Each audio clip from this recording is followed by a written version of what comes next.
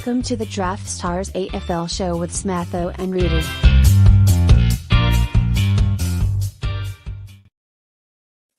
With thanks to Draftstars, Australia's #1 daily fantasy platform, and to Daily Fantasy Rankings, Australia's also #1 resource for your AFL Daily Fantasy. This is the Draftstars AFL show with Smatho and Roody for round 10. It's the Blues versus the Swans. Welcome to all the viewers who are on the show.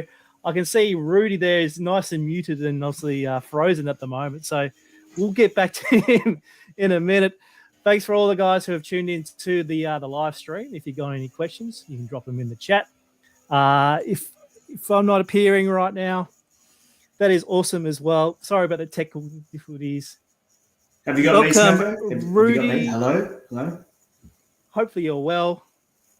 I am. Can you hear me at all, mate? Or not? Are we dead on the air? If not, what's going on here? Some technical difficulties. Oh, no. Disaster. Smatho is gone. Smatho is frozen. He thinks it's me, but it's him. Oh, no. Right, this is good TV. This is really good.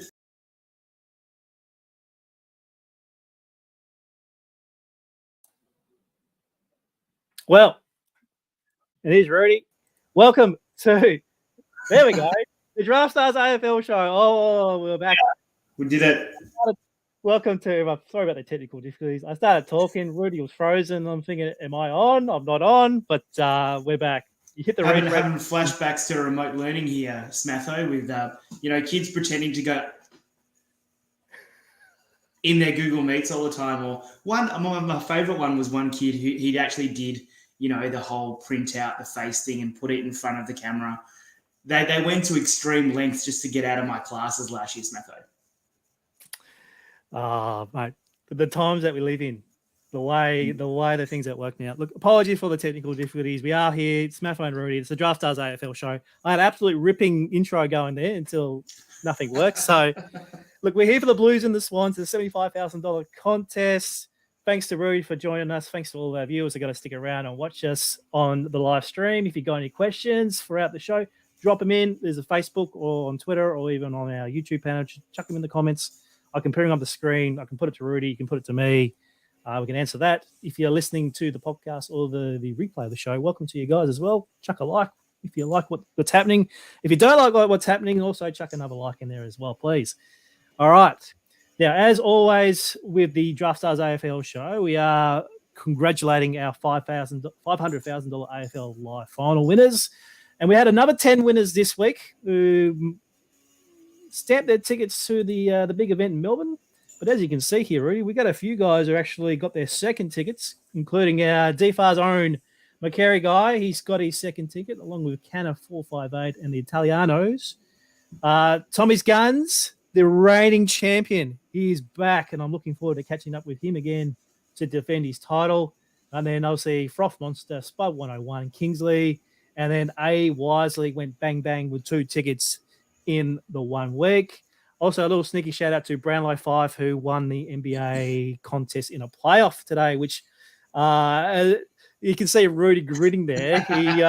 He's a big fan of the NBA. Like you love your NBA DFS, but obviously you slid in my DMs and just suggested that, hey, tickets for the NBA for a single slate. What are you thinking, Smatho? And then what happened, mate? What happened? Was I right? Was it a 14-man playoff?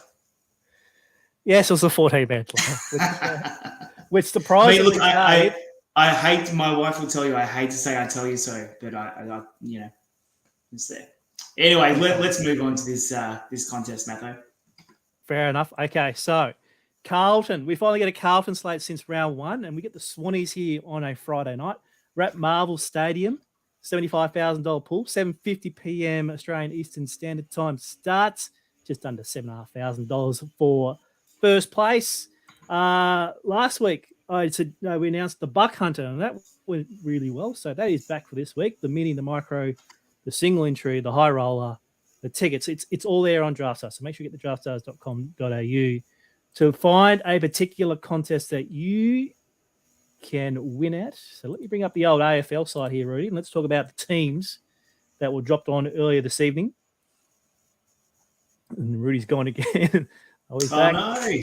Back. My back. There we go. Here we're There we back. go. So for the Good. Swans, only Colin O'Riordan comes in the side for James Robon, who was suspended.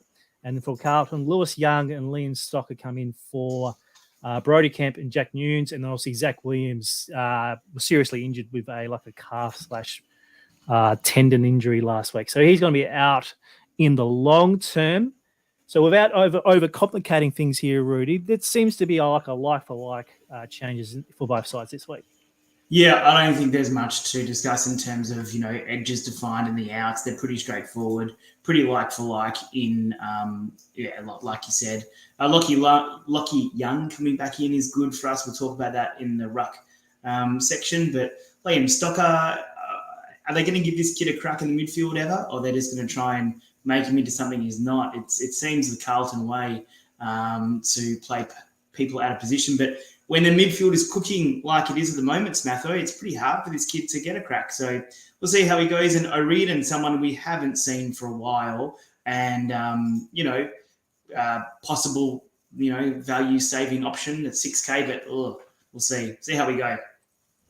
Shout out to Lewis instead of Lockie.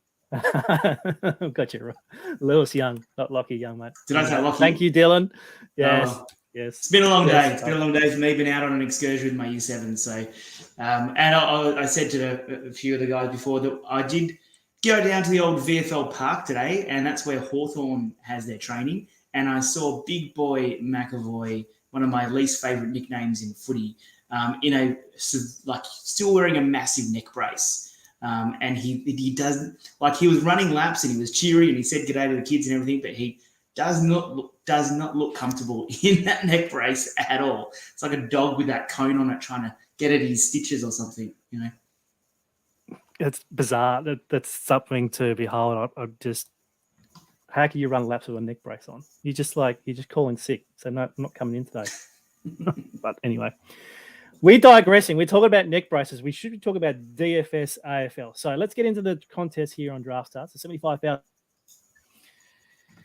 As we bring up the contest itself. Oh, you're teetering there with your connection again, mate. Have you got me? They're a little bit glitchy again. Very glitchy today, mate. Have they got NBN down in Tassie yet, or are you still on dial-up? Oh, now you can play out. Frozen again.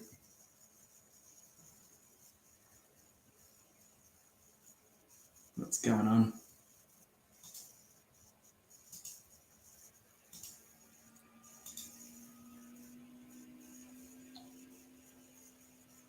Hope.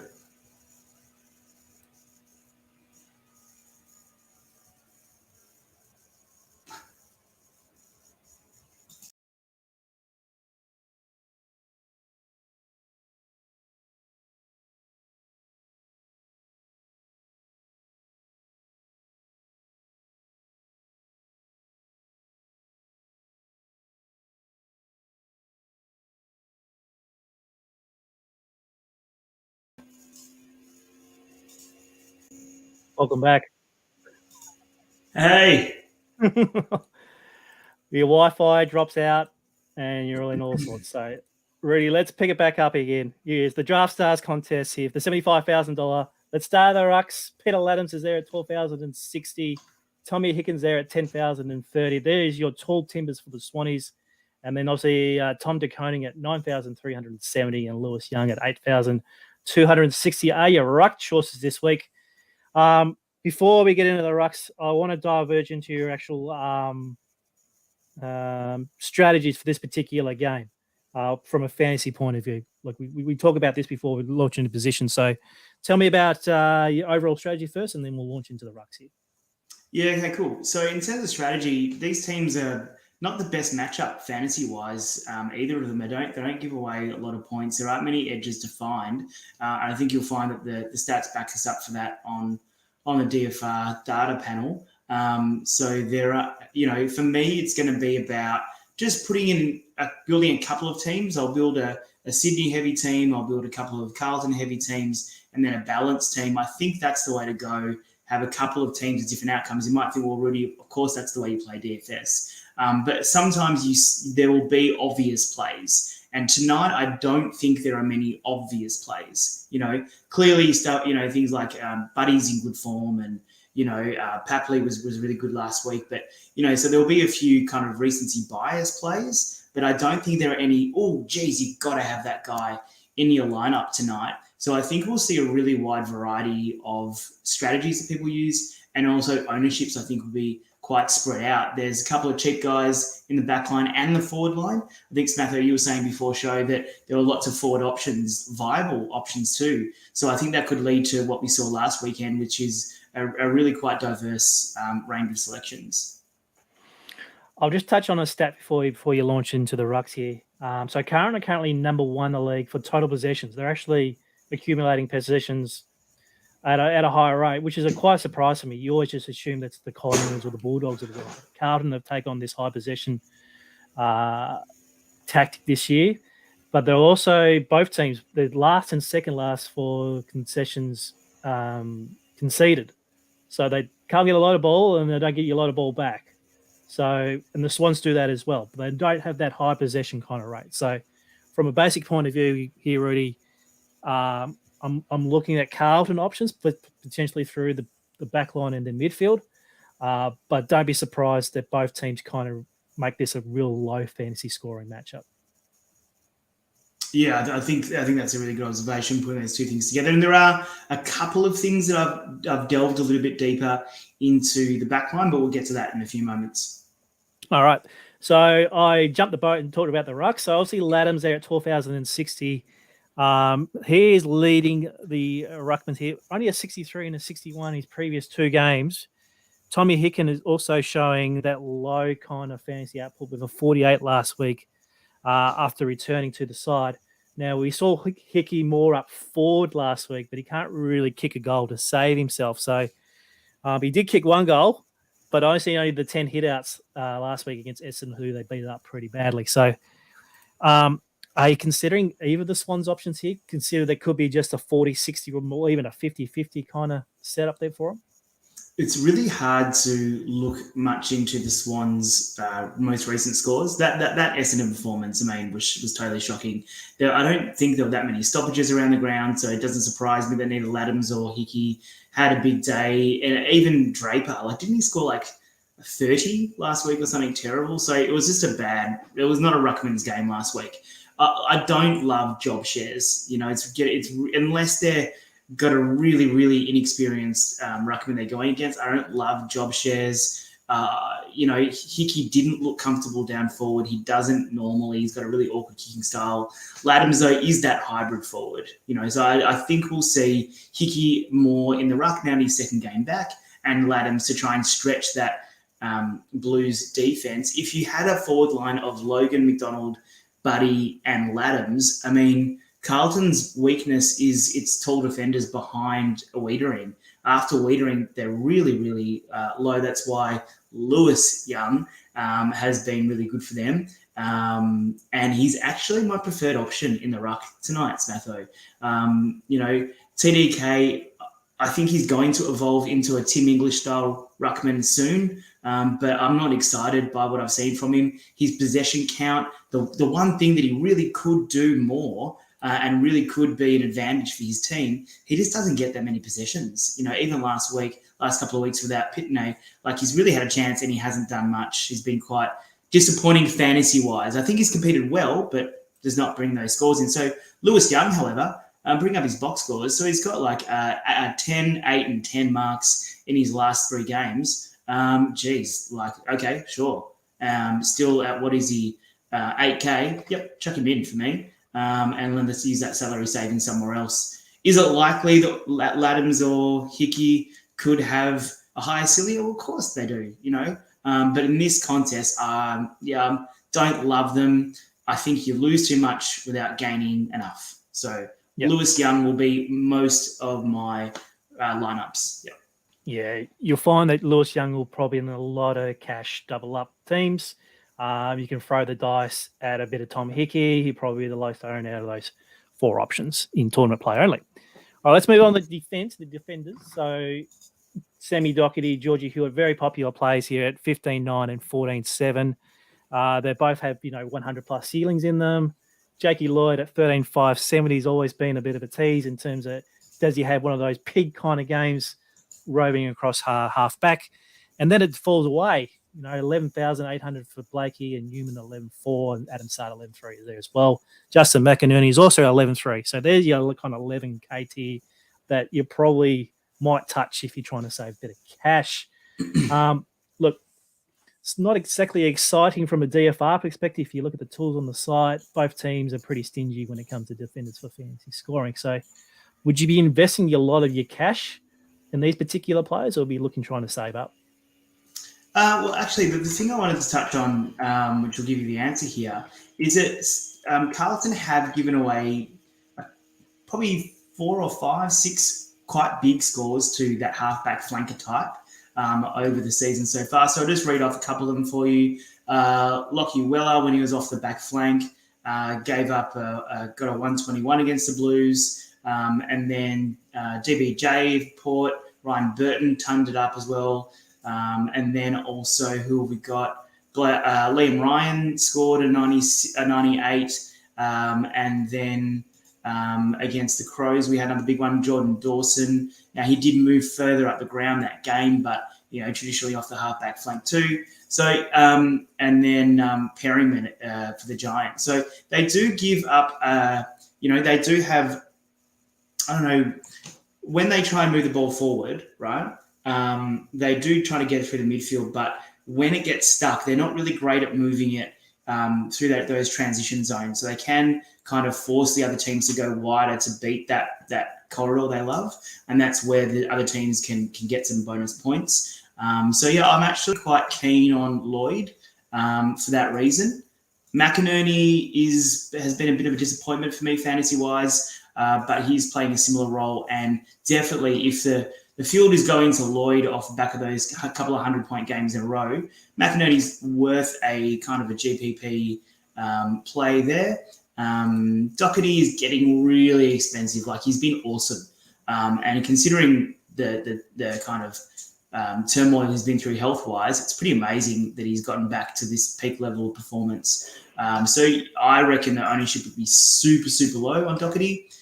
Hewitt, yeah, revenge game. Not that narrative really exists in AFL, but you got to mention it, of course. Not someone I'm keen on. Blakey, yeah, I guess for that same reason, you could chuck him in the McInerney pile as well. And then Newman and Sard, I'm not so keen on. Wiedering, though, at 8.8 isn't a bad call, but he will have his hands full.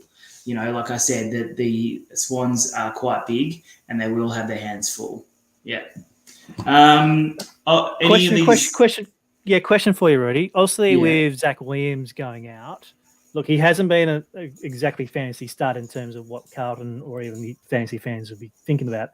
But what happens with he's out? Is there a particular player that comes in that takes that kind of role, or does that players like Newman and Adam Sard take a little bit more responsibility?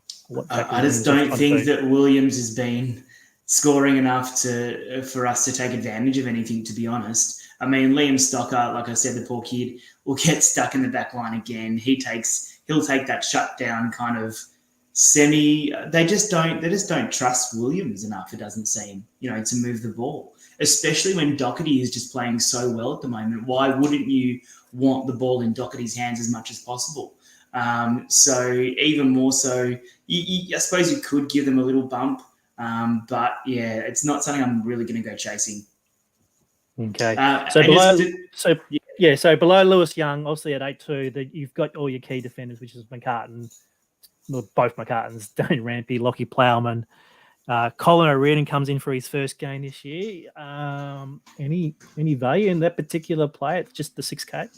Yeah, when I saw O'Riordan come back in, I jumped on to see his historical scores, and they're nothing. There are a few value scores that he's had, which you could chase, but nothing exceptional that I'd really be too excited about. The one thing I would just like to quickly point out has been the dramatic fall in output of Dane Rampi. This is a guy who I can remember him being in a lot of single slate winning lineups throughout the years, and I've just jumped onto Footy Wire. He's averaging 40 this year. He averaged 70 last year, 52 during the injury interrupted year in 2020. But then, like, he's a 70s, 80s guy, well, he used to be. So it's been really interesting to the way that he's like Dane Rampi at 6K in years gone by, you'd jump on that. And I suppose you could. Like, no one will be on him. Absolutely no one will be on him, especially with Roody coming back in. They're, put this guy in. He's only 6K. So you could roll the dice with Rampy, but I wouldn't be. That'd be just in a couple of lineups if you were doing, 10 or 20. Any other defender news that you'd like to touch on before we move on? No, I mean, you just got to think if you're going to pay down. I mean, there are obviously a lot of top price mids that we want to try and jam in if you could. So, you just have to, when you're looking at these value plays, who's the best chance? I look at two things. Number one, who do I think is going to be lowest owned? Because you don't really want to go for that chalky 6K guy that everyone's got, because then you don't gain anything, But you also have to think, like, who's got the best ceiling? Who's got the best chance of getting to value? So I think that's just all you got to think about when you jam in these cheap guys. But no one sticks out to me as I have to have this guy in my team. Yeah, that's. I think that's what I've been seeing from you now. Caden on the Facebook, thanks for your comment. He said, excluding Curnow, Carlton a rather small forward line. Does this benefit the defenders of the Swans at all? It depends on how the rest of the game goes, I think. Having a small forward line for, the Swans aren't exceptionally tall down back. They've got the two McCartan boys who are kind of pretty immobile, let's be honest. They're the old school gorilla minders. So one of them takes Curnow and the other one kind of floats back. So if the Swans kind of try to break the zone by using switch plays, then yes. Otherwise, I don't think it's really too much of a benefit or too much of an impact at all. What do you reckon, Smatho? Yeah, I reckon you're on that. But obviously, there's a comment here from Kevin as well. And he says, if you like that halfback role for Sydney, why not Blakey?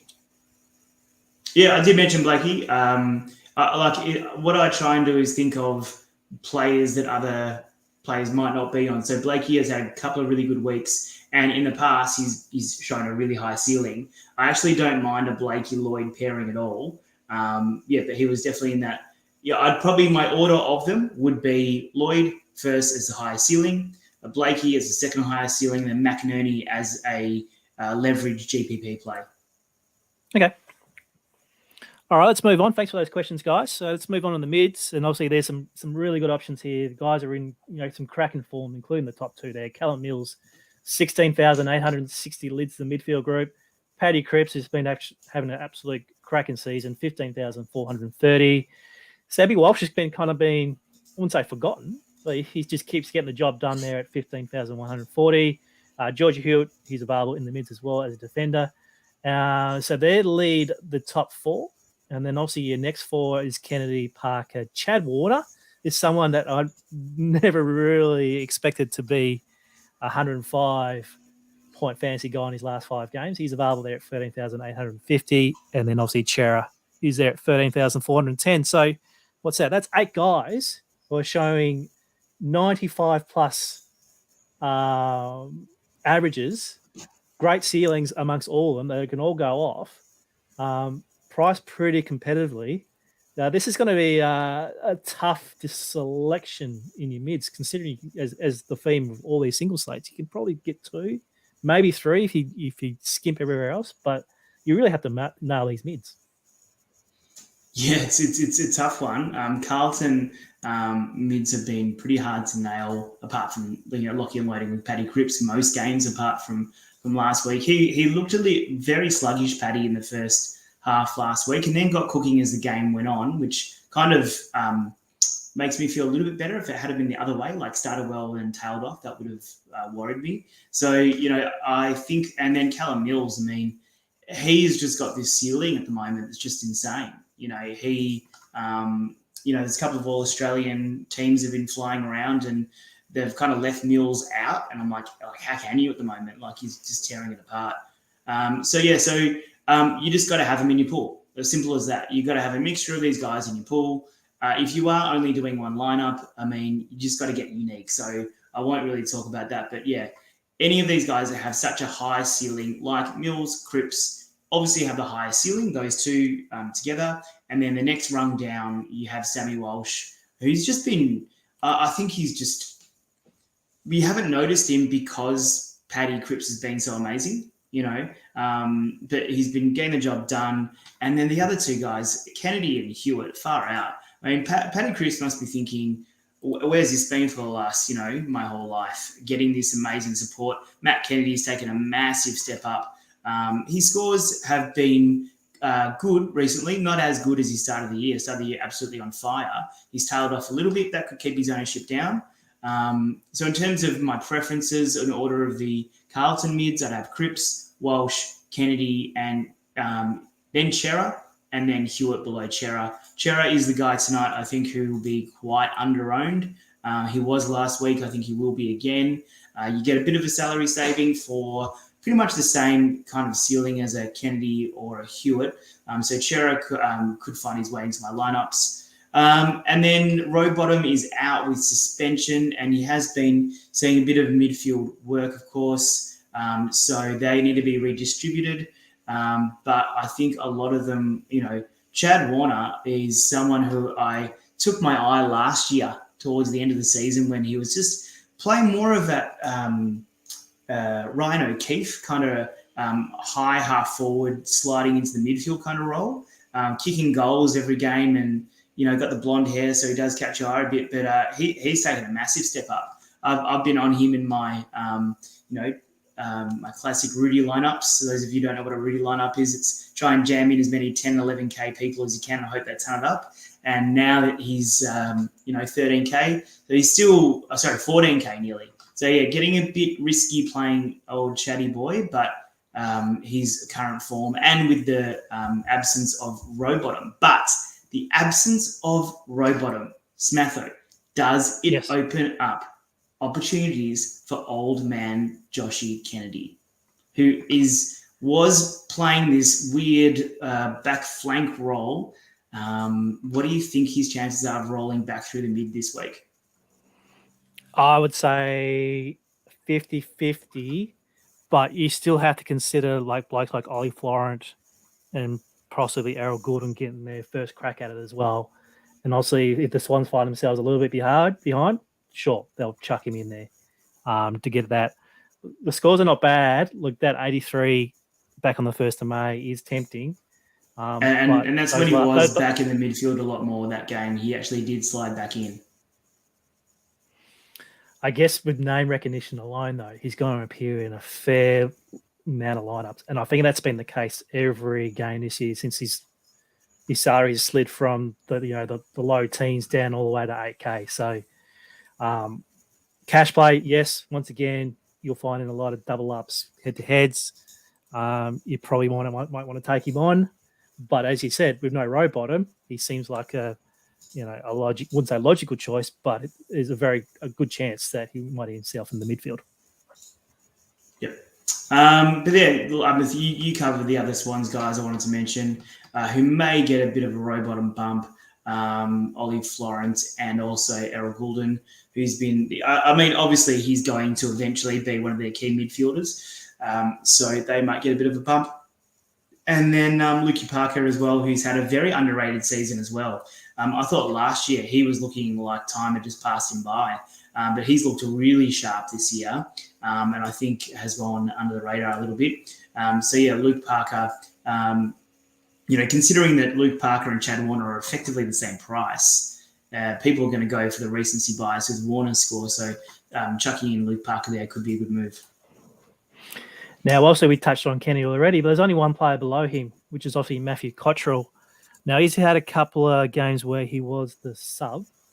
So there are some sub-affected scores there. But it seems like he does have a role with the Blues there. And that's 6,700. Sure, he's going to make a few lineups just for your builds because of your salary. But he's not the worst, isn't he? No, he's not the worst. They've got a few of these, and you mentioned it before, they've gone for quite a smaller lineup. Owies, Carroll, Durden, Motlop, and then, they'll play the small forward to flanker roles, and then Lockie O'Brien on the wing, and also Fisher on the wing as well. So I think they'll play the wing roles, and Cottrell kind of can play both, really. He can play on the wing and push up to that higher role. So yeah, you could roll the dice on him. The price is pretty good for that, but I kind of have a feeling that nailing these, it's good segue to the forward line. All right, Smatho. So if we start at the bottom of the forward line and we go all the way down to Jesse Motlop, who, did a few nice things last week, did kick a goal on debut, and got close-ish to value. Then we've got James Bell, Sam Wicks, who play a real similar role. And, a dart throw, you could have the same lineup and just substitute them both, to try and get on the right side of that. That they do play a similar role. Sam Wicks does push up just that little bit more into the high half forward rather than just out of the pocket, whereas James Bell does kind of play more out of the pocket. But also, so these guys under 7K, Owies, Carroll, Durden, who was lively last week and has been a couple of games for Carlton. Do I prefer one of them over the other? Not really. You just got to have a fair sprinkling of them in your teams if you are playing multiple lineups. All right, let's move up above. Matthew Owies. Would you be interested in a double ruck stack at all? You can do triple ruck stack if you wanted to, but I don't think their guys are at value to do so. I'd love to see the stats about how often triple ruck or double rucks win single slates, because it seems like they have won a disproportionate amount of slates, but that just might be the eyes playing tricks on you, and a bit of Mandela effect going on. But, not for me tonight. I don't think, unless Laddams kicked 3 or 4 and Hickey went down or something, then maybe TDK will still be popular. I still think that Lewis Young will be the most popular ruck.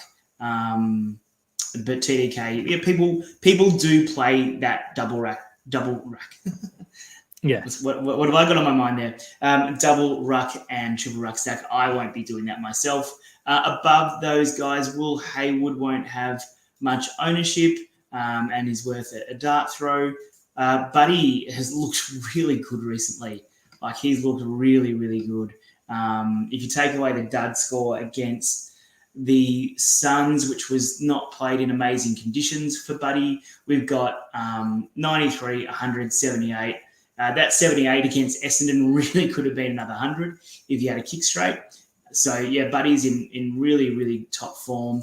And Papley as well. Just be careful. Last week was an absolute training drill. If you haven't seen the game, don't watch it. It was terrible. But it was an absolute training drill for the Swans. So just be careful of chasing those last week's scores, because Carlton, I wouldn't call them the real deal. Like, I think they are playing a lot better as a team, and obviously their midfield is just killing it at the moment. But if the Swans midfield can win the ball, I don't like Carlton's backline very much. I think they are so reliant on Wiedering. So just be a little bit careful, on those stacks.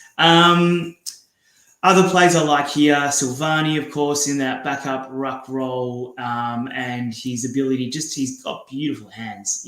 Like another player who is often overlooked by a lot of people, but Jack Silvani is really good, and his price is great. Back where we expect Jack Silvani to be, around the 10K range.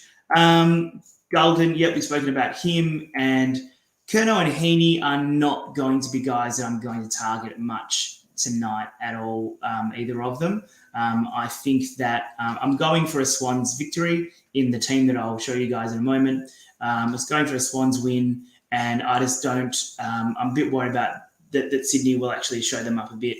I don't see Curnow going crazy tonight.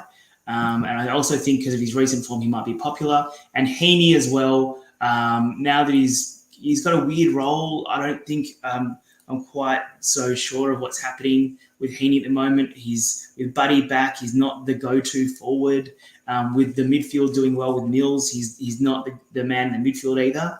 So he's back to that kind of weird space for Heaney. So he's not someone that I'll be looking at. And I think he'll actually be quite popular just because of name recognition as well. Yep.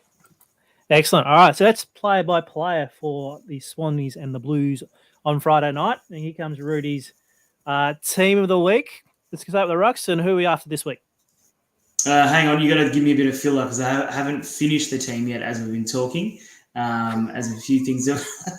Well, you know what? But I will say this. I will give it a little, I am open to criticism, listeners. I am open to criticism. And some people in the past, especially when I first started writing for the Value Hunter articles, I kind of did come out of nowhere. I'll admit, there was a tweet that went out from the Fantasy Insider crew saying, who wants to write? And I said, oh, give it a go. I love footy. I love fantasy footy. Been playing it for all my life. And some people said, well, who's this Roody guy? He doesn't play many lineups. He's not a shark. Why is he doing this? And I'm doing it because I love the game. I'm doing it because I love DFS, want to grow the community. And Smatho and I and others really believe that the more of these kind of videos and podcasts and tips articles that are out there, the more people will play DFS and the bigger the prize pools will grow and the community will grow. Am I an amazing DFS player? No, probably not. Do I know footy? Yeah, I do. And do I enjoy having a chat with this gentleman down in Tassie every week? Yeah, I do. So, listen to us, take our tips, don't take our tips. That's not why we play. But if you are interested in really improving your game, this is the best thing you can do. Spend a little bit more money than you would, max out the micro, or maybe play 20, 30 teams in the micro, right? But use the cruncher, use a spreadsheet, keep a track of your results, and try and see what you're doing right and what you're doing wrong.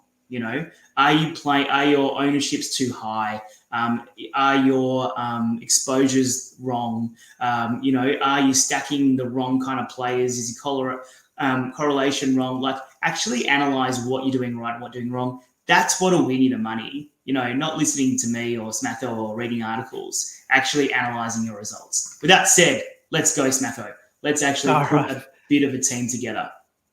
All right, let's go. Who's your ruckman? I know you're going to say Lewis Young, aren't you? I am indeed. Yeah. It seems to be like cheap price. Seems to have a nice role. Can take a mark. That's fantasy points. 8-2. Don't overthink it. If Tommy Hicken goes off, so be it. But, Lewis Young. I like that pick. All right, defenders. Yeah, so defenders, I'm going to go with Jake Lloyd and Nick Blakey double. I'm going to spend up in my back line to get a bit of difference. So that's what I'm going to do with my defenders. Doesn't leave me a lot of cash though, Smatho, does it? No. So I fear that you can only probably get one stud midfielder in. So, well, guess what? Who is it? I'm not getting any stud midfielders in at all. Oh, okay. I'm going to go for a bit of a Roody lineup, guys. I mentioned this before. I do like to try and be different sometimes, and that's what I'm going to do tonight. So I'll go to my forward line first, and I am going for quite a Swans heavy team here, a bit of a Swans stack. Going to live by the sword, die by the sword with this team, and so I'm going to go for Papley. And I'm also going to go for Sam Wicks. It's 7,200. There we go. So Papley and Wicks. Oh, sorry. Wrong click. I'm going for Buddy. Off the Buddy. There we go. Buddy's in 10,530. That leaves you just over 12,000 per player for your midfield. Yeah, I'm going for Golden. Errol Golden. Errol's in. Yep. 12,000 still left for you per player. Yep. I'm just going to balance it out. I was thinking about Luke Parker just going for a complete 8-1 stack, but I'm actually going to go for Matt Kennedy here. Matthew Kennedy at 14,300. That leaves you with $22,000 left for two midfielders. So are you going to come down to old JPK? I am going to come down JPK. Yep, that one's... Yeah, that's the what you'll do that. 8,350. Yep. That leaves you just under 14K. So that leaves you with a decision either Chad Warner, Adam Chair, or probably one of those two. Yeah, going for Chatty. Put him in. He's been good to me the last few weeks. Chuck him in. Here we go. So for the full lineup here, Sammy Wicks, Lance Franklin, Errol Goulden, Matthew Kennedy, Josh Kennedy, Chad Warner, Jake Lloyd, Nick Blakey, and Lewis Young. And to be honest, there, Rudy, I reckon it's one of your. I reckon that's a pretty good team. That's something that I would build. I believe there's value. The value there, nice floor, nice cash side, but has the ability to all hit ceiling. So, nice team there, Rudy. After